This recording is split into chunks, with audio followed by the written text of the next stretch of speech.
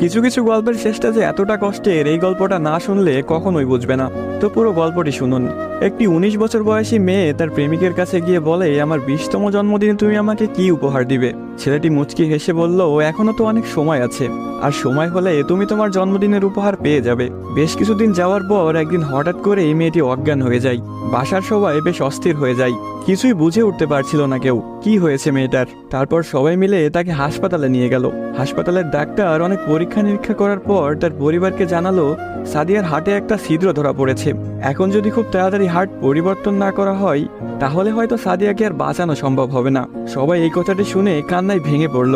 সাদিয়ার মা বাবা কিছুতেই মেনে নিতে পারছিল না। সাদিয়ার প্রেমিক সাকিব তার বিষয়ে ডাক্তারের কাছ থেকে সবকিছু শুনে বলল, এ কিছুতেই হতে দিবে না সে। তারপর সাকিব মেয়েটির রুমে গেল, দেখলো তার ভালোবাসার মানুষটি বিছানায় শুয়ে আছে। সাকিবের কাছে যেতে এই মেয়েটি বলল, সাকিব, আমি মনে হয় আর বাঁচবো না। সাদিয়ার চোখের পানি মুছে দিয়ে সাকিব বলল, কে বলেছে তুমি বাঁচবে না? তুমি খুব শীঘ্রই ভালো হয়ে যাবে। মেয়েটি বলল, তুমি কি করে জানলে? ডাক্তার তো বলেছে আমার হার্টে একটা ছিদ্র ধরা পড়েছে, আর আমাকে বাঁচানো সম্ভব না। ধুর পাগলি, তোমার কিছুই হবে না, দেখো তুমি ভালো হয়ে যাবে। এভাবেই বেশ কিছুদিন যাওয়ার পর সাদিয়া সম্পূর্ণ সুস্থ হয়ে যায় এবং বাসায় ফিরে যায়।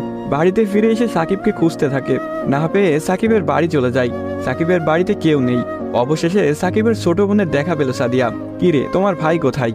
সাকিবের বোন কোনো কথা না বলে হাতের ইশারা করে সাকিবের রুমটা দেখিয়ে বলে উঠল, টেবিলের উপরে আপনার জন্য একটা চিরকুট রাখা আছে।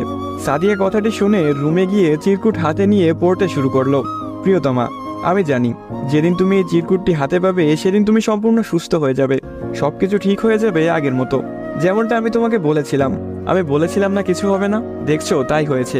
তুমি আমার কাছে 20তম জন্মদিনের উপহার চেয়েছিলে না? অনেক ভেবেছি, কিন্তু তোমাকে কি উপহার দিব ভেবে পাচ্ছিলাম না। তোমার অসুস্থতার কথা যখন ডাক্তারের কাছ থেকে শুনলাম, যখন বললো একটা হার্ট খুঁজতেছিল, তখন মনে হলো তোমার জন্য এর চাইতে ভালো কোনো উপহার হয় না। আমার হার্টটাই ছিল তোমার জন্য শ্রেষ্ঠ উপহার, যা আমি তোমাকে দিয়ে গেলাম। মন খারাপ করো না, আমি আকাশের ওই উপর থেকে তোমাকে সব সময় দেখব।